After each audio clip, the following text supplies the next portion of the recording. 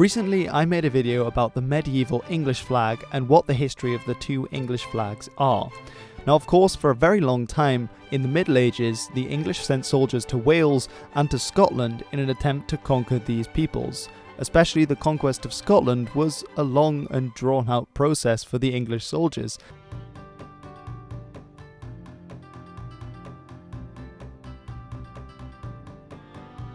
These are the two flags most commonly associated with Scotland. The one on the left, often called a lion rampant flag or the Royal Banner, while the one on the right is the, let's say, national flag of Scotland. And first I want to talk about this one, because I think this one is the less famous one worldwide, whereas the other one has been seen quite a lot before.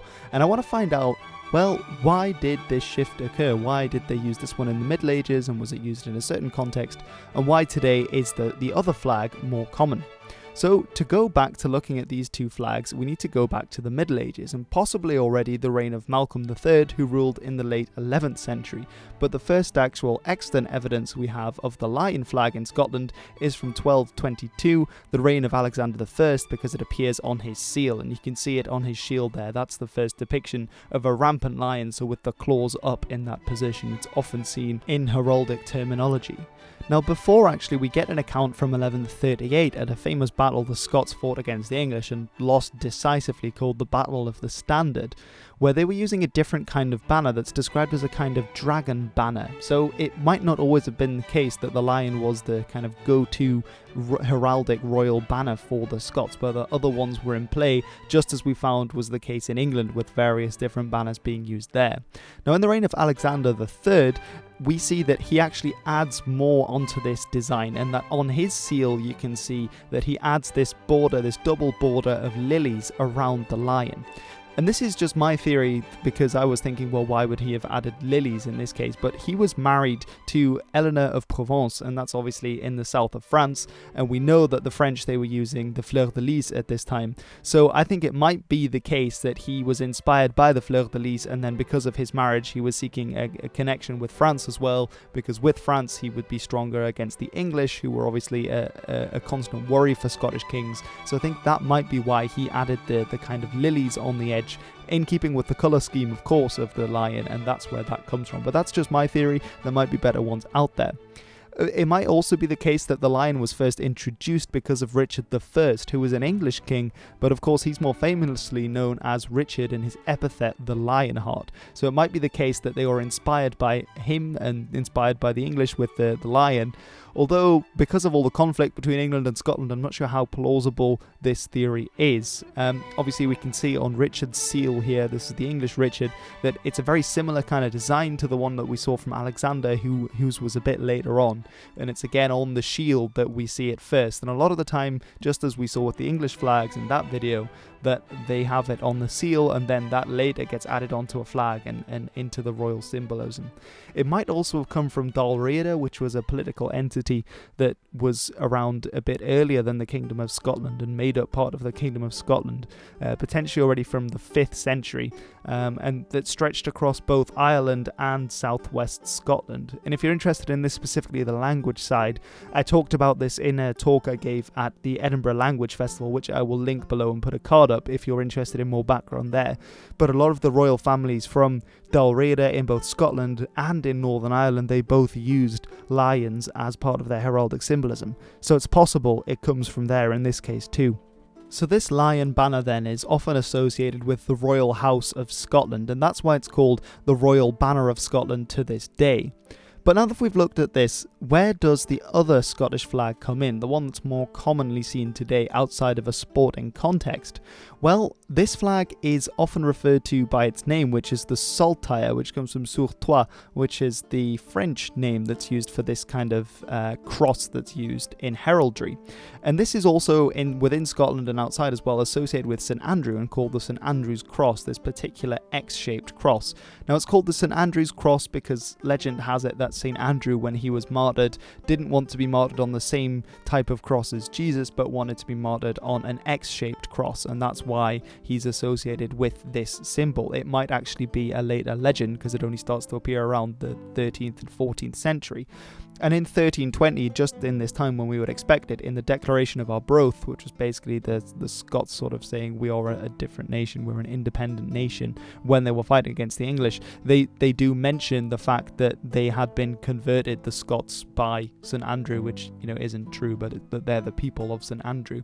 And it's possible that relics of St Andrew were brought by the missionaries, mostly Irish missionaries, who went north into Pictland at the time to convert the people living in Scotland there, and that's why there's an association with him.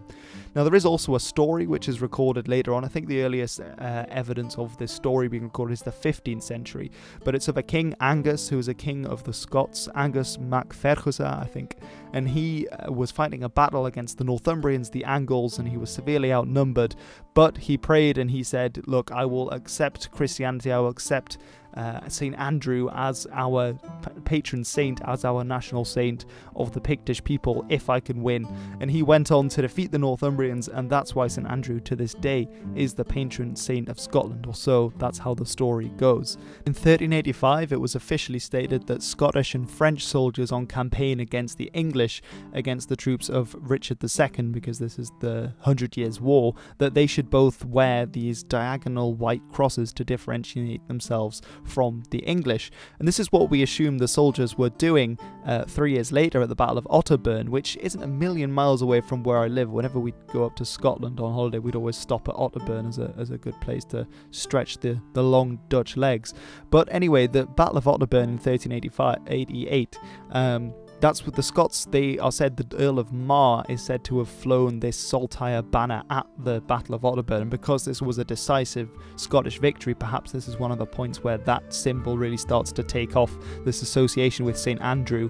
Of course, as I said in the video about England, for them it was St George and St Edmund and St Edward, and these figures for the Scots, it was different saints, like St Andrew was incredibly important, and possibly because of the victories, whenever they'd praise a certain saint, then that saint sort of would grow in popularity, and that might be what's happening with the Battle of Otterburn and afterwards as well, when the Earl of Mar, I think it's the Earl of Mar, was it the Earl of Douglas, that he raises this banner, this Saltire banner, and has the victory against the English. So both of these flags were then used at various times by Scottish knights, Scottish lords, as well as the Scottish royal family and Scottish kings. Of course, that is until 1606, when the first draft was made of a joint flag that would join the flags of England and Scotland, because James I of England was on the throne, who had beforehand been King of Scotland too. And so the design that's normally seen from this is this flag, which really combines the two. But of course, actually, many Scottish people at the time were unhappy with this flag because it put St George's Cross over the top of the St Andrew's cross. And actually another design was made. There's a hilarious letter which you can read from the time, which is written in sort of Renaissance era Scots from the 16th century, where they are writing a letter to complain, and they actually made another flag, this one, that was actually quite popular in Scotland for much of the 17th and 18th century, and possibly into a bit of the 19th century as well, with the St Andrew's cross over the top of the St George's cross to represent them being proud Scotsmen instead.